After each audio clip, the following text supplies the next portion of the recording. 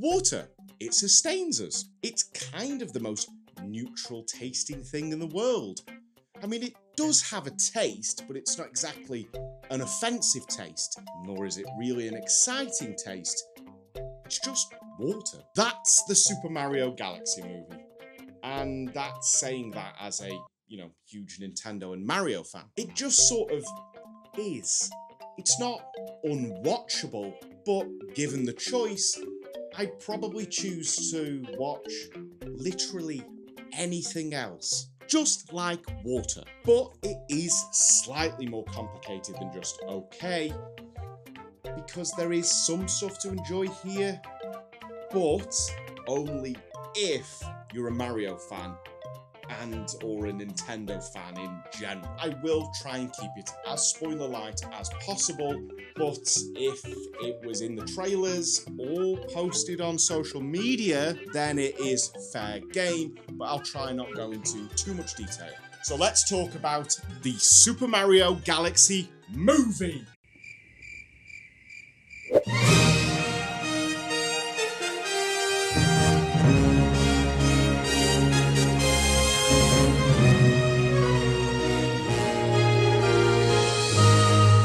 So the movie wastes absolutely no time in introducing its three biggest new cast members, Bowser Jr., Rosaline, and Yoshi. And it does do this pretty well with fun and exciting scenes that set up a much more action-focused tone than the first movie, something they definitely ramp up as the runtime progresses. Whoa, easy, we'll get there, we will get there, trust me. One thing of big note here is the movie does look spectacular from a technical standpoint. Just when you think CGI cartoon movies cannot look any better, they managed to somehow squeeze that extra bit of polish out that really manages to separate it from the first movie. And also, I don't know if it's just me, but Mario and Luigi looked a little bit more in line with their video game versions. I don't know what it was, there was just something a little bit rounder, a little bit more alignment in their facial features, more towards the video game versions. Maybe that's just me, but I felt like I was looking at Mario and Luigi a lot more in this movie than the first one. However, in saying that, it is very difficult to enjoy anything that you're seeing in this movie because it constantly is flying into the next scene, and it feels crafted to be watched a billion times over. Once again, audio is a huge part of this movie. Just like the first movie, there were incredible medleys and musical references to previous games, and this time there were less needle drops, or certainly less intrusive needle drops. There are other songs! But this time around, as great as the music and medleys were, I really noticed the sound effects. The warp stars, the power-ups, taking damage, collecting a coin, those little sort of jingles and sound effects were really on display here. They sounded so accurate to the video games, I would probably believe you if you told me they were ripped from game files one-to-one. And that's not a complaint from me at all. But the narrative and movie progress at breakneck speed. There's no time to linger or slow down as it seems to race towards the credits. As I mentioned earlier, it does feel as though it's crafted to be as fast as humanly possible. They've crammed a boatload of Easter eggs in there, and you certainly won't see them all on the first watch. And you may miss references that other people saw, and they miss references that you saw. It feels like a social media feed just flicking along, which I do understand the irony of pointing out as a negative as I'm making content for social media. The vast majority of the movie has the characters locked in on their very thin goals, and each scene between that and the end is just a way to cram more references, more Easter eggs, and characters into the movie without any real consideration towards payoff, emotional stakes, or character development. And look, obviously I'm not expecting an Oscar-sweeping narrative and character piece from this movie.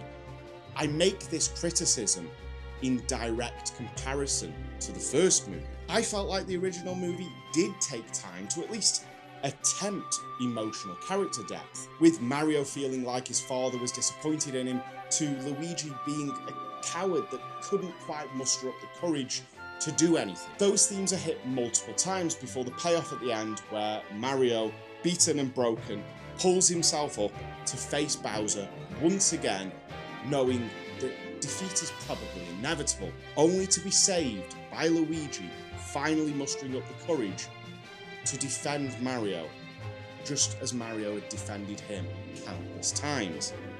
And then them working together, taking the Power Star and putting a stop to Bowser and saving Brooklyn, it was pretty good. That scene gives me chills every time. Those characters, that music, it really works for me, and it does deliver an emotional punch to a Mario fan. And I'm a Mario fan, and a big nerd. And none of this is in the second movie. This is strictly set piece to set piece, with no character ever struggling or in peril or at risk of failing or losing. They simply waltz through the movie. But that's not to say there aren't fun and exciting sequences. There are, absolutely. That's kind of all the movie is. And a lot of them are really, really combat focused.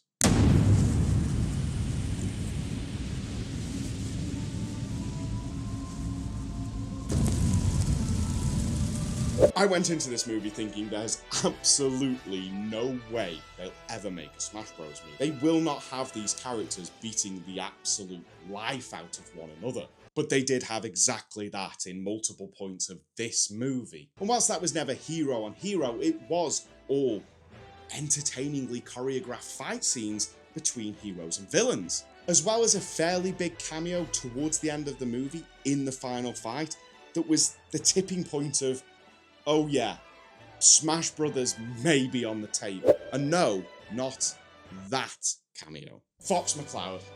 I absolutely love Star Fox, and I think it's a vastly underutilized franchise. I'm always excited to see more of it, and seeing as the franchise hasn't had a game in 10 years, and that game was not great. I really can't believe this character was on the big screen in a movie. That's wild. I would have much preferred if they didn't announce this on social media, because the reveal in the movie was fantastic. And every single second Fox was on screen with music from Star Fox, I was captivated in disbelief that they'd actually done this. And I really genuinely hope that we get much more from Fox, the gang, and that world. Movie or video game. Preferably video game. And I must say, the final fight was electric. Some may say lightning.